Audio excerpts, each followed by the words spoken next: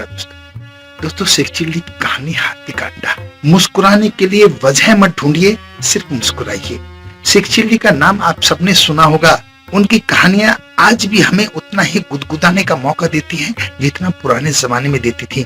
इसलिए मुस्कुराहट के लिए इस कहानी को पूरा जरूर देखिएगा। एक बार शेख चिल्ली को माँ ने कुछ पैसे दिए और बताया कि बाजार से ये सामान ले आओ। शेख चिल्ली शहर की तरफ निकल गए। अपनी मस्ती में, अपनी धुन में शहर की तरफ जा रहे थे। शहर में जाते समय उसे रास्ते में एक तरबूज बेचने वाला व्यक्ति मिला। वो जोर जोर से चिल्ला रहा था। शेख चिल्ली ने देखा कि ये अजीब सी इतनी मोटी चीज क्या है। शेख चिल्ली उनके पास गया और कहा कि ये क्या है और क्या बेच रहे हो और कितने का दोगे। उस व्यक्ति ने इतनी बात सुनकर समझ लिया कि ये जो सामने वाला व्यक्ति शेख चिल्ली है, मूर्ख नहीं महामूर्ख है। अब शेख चिल्ली को बुद्धू समझकर उसने एक तरबूज को हाथ में लिया और कहा, ये हाथी का अंडा है साहब। तब शेख चिल्ली ने बड़ी उत्सुकता से पूछा कि कितने में दोगे। उसने कहा 4 पैसे में दूंगा, जबकि 1 पैसे में 4 तरबूज आते थे। मैं उस पुराने वक्त की बात कर रहा हूँ। खैर, शेख चिल्ली के पास 4 ही पैसे थे और उसने खुशी खुशी वो तरबूज खरीद लिया और उसे लेकर घर आ गया। जब घर आया तो माँ ने देखा इसकी टोकरी में कुछ बंधा हुआ है।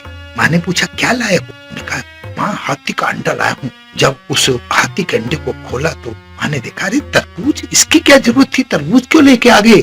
माँ, ये तरबूज नहीं है, हाथी का अंडा है। इसमें से हाथी निकलेगा।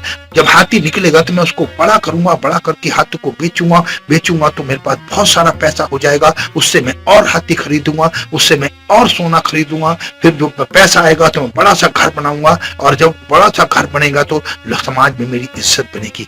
माँ ये सारी बात सुन रही थी। माँ ने पटाक पटाक 2 कान पर लगाए और शेख चिल्ली रोने लगे। दोस्तों, इस कहानी को कहने का लपोलबाब यही है कि हमारे जीवन में क्या उपयोगी है उन बातों का पता होना चाहिए। जीवन की छोटी छोटी बातें भी हमें पता होनी चाहिए। आजकल के जमाने में लोग तो ये भी नहीं जानते कि गेहूं की बाली कैसी होती है। मैं शहर वालों की बात कर रहा हूँ। गांव के लोग तो सब जानते हैं। इसलिए रोजमर्रा की चीजों का भी आपको ज्ञान होना चाहिए। बड़े ज्ञान सब कुछ है, छोटी चीजों का ज्ञान नहीं है तब भी आप जीवन में तरक्की नहीं कर सकते हो। इसलिए ज्ञान सर्वोपरि है और ज्ञान समग्र रूप से होना चाहिए। छोटी से छोटी, बड़ी से बड़ी चीज का ज्ञान आपको होना चाहिए। तभी आप अपने जीवन में तरक्की कर सकते हैं, तभी अपने जीवन को सुचारू रूप से अच्छे ढंग से चला सकते हैं।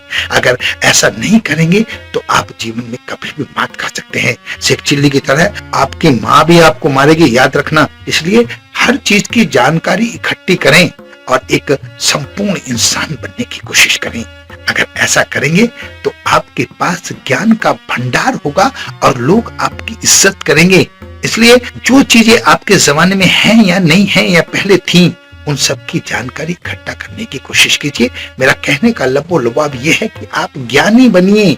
अगर ज्ञान आपके पास है तो आपके पास वो धन है जिसे कोई चुरा नहीं सकता, और जब चुरा नहीं सकता तो वो हमेशा आपके साथ रहेगा, आपके काम आएगा।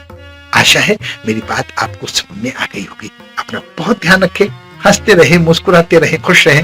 धन्यवाद।